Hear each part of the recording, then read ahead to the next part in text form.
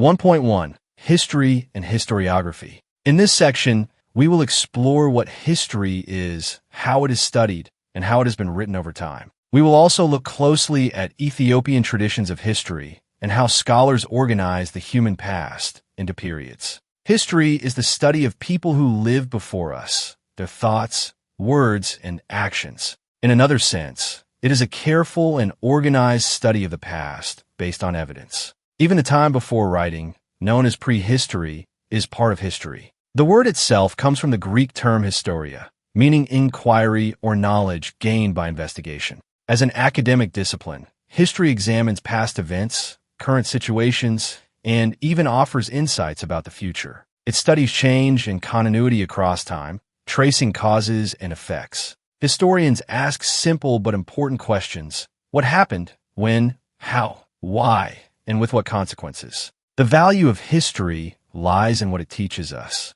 By looking at the successes of people in the past, we gain inspiration. By studying their failures, we learn to avoid mistakes. History also helps us understand who we are, our families, communities, and nations. It trains the mind by requiring evidence, analysis, and careful reasoning. At its best, history encourages intelligent responses to the challenges of society. Yet history can also be misused when people select details from the past only to justify the present, or when they judge past events unfairly by modern values. History stands alongside other sciences, but with differences. Natural sciences study the physical world through controlled experiments, while history studies human societies through sources. Natural scientists aim for neutral reporting, but historians often bring interpretation into their work. Still, both use evidence, careful methods, and seek to solve problems. For this reason,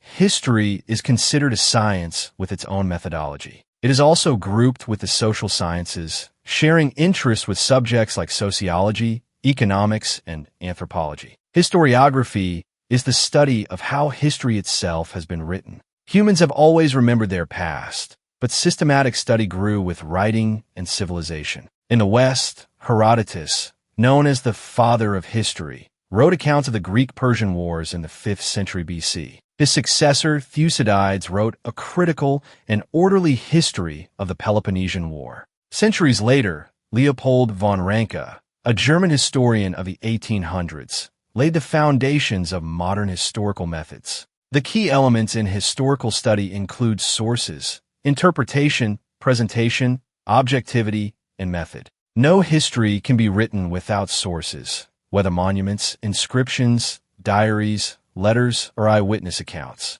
Interpreting these sources carefully is essential to avoid distortion. Historians must then present their findings clearly and fairly, aiming for accuracy and avoiding bias. While complete objectivity is impossible, the historian's duty is to come as close to truth as possible. Ethiopia has its own tradition of history, writing dating back to the 14th century. Chronicles recorded the deeds of emperors, while hagiographies wrote about saints. Though valuable, these works often lacked objectivity and balance. In Europe, Ethiopian studies began in the 1600s with Job Ludolf, who published the first modern history of Ethiopia in 1684. Later, during the 19th and 20th centuries, Ethiopian and foreign scholars expanded these studies. Yet most early research focused only on the north, where written languages, foreign records, and archaeological sources were available. The South, with fewer written records and less scholarly attention, remained understudied until oral traditions began to be used more seriously in the 1960s. The sources of history are divided into two main types. Primary sources come directly from the period being studied, such as contracts, coins, photographs, or eyewitness accounts. Secondary sources are later reconstructions, such as most history books. Oral traditions may belong to either category, depending on whether they come directly from witnesses or through later retellings. Critical examination of both types is necessary to judge their reliability and meaning. Historians also divide time into periods, a process known as periodization. This helps them understand events within a chronological framework. One major division is between prehistory, before writing began around 400 BC, and history, the time after. Prehistory overlaps with the Stone Age, when humans used stone tools. History itself is often divided into ancient, medieval, and modern periods, though the exact dates vary across regions. In Europe, for example, the ancient period ended with the fall of Rome in 476 AD.